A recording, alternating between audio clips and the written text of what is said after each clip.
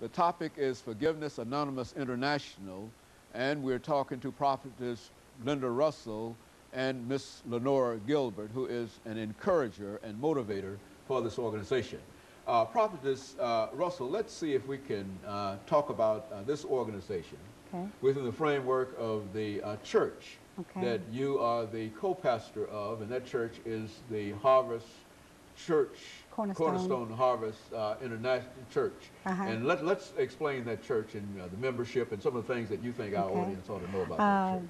Well, we're located in Hartsville, Tennessee, and it's Cornerstone Harvest Church. My husband is the senior pastor, and I'm the co-pastor there.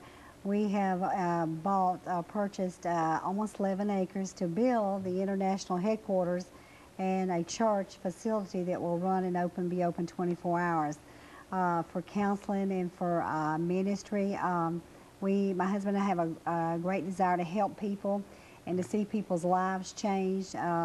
When I was 9 years old, my stepdad molested me when I was just a little girl, and I had to live with it, and I went through a dramatic drama through my life, even though I was serving God.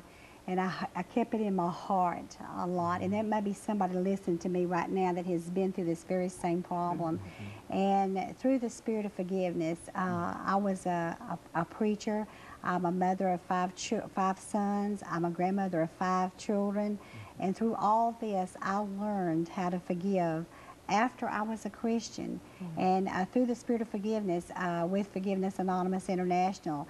And we sit in Nashville in a classroom taking counseling on Dr. Cupid Poe.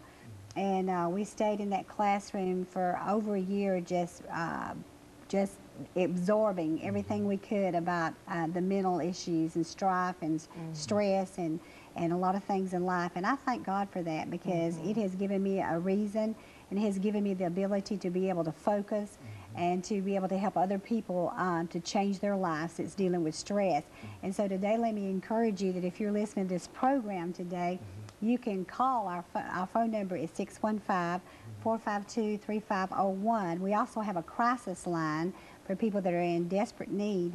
It's 451-9005.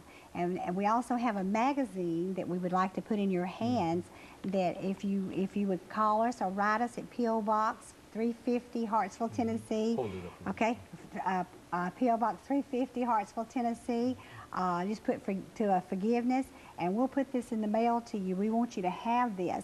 There's some important articles in there about people that have dealt with the spirit of unforgiveness and how God has changed their life and transformed their lives. So we're excited, Brother Haney, to see what a turnout this is drawn in. It's remarkable to know that there are pastors that have pastored churches for years, that have been in the ministry for years, that still are dealing with issues.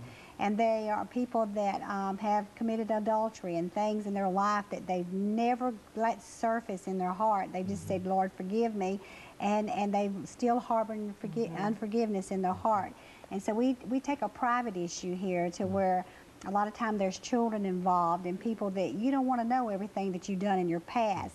And this thing of confessing to the congregation and confession is not godly. You know, sometimes it can do more damage than good. It's an individual thing. If you want to confess and tell what God has delivered you from, that's your business.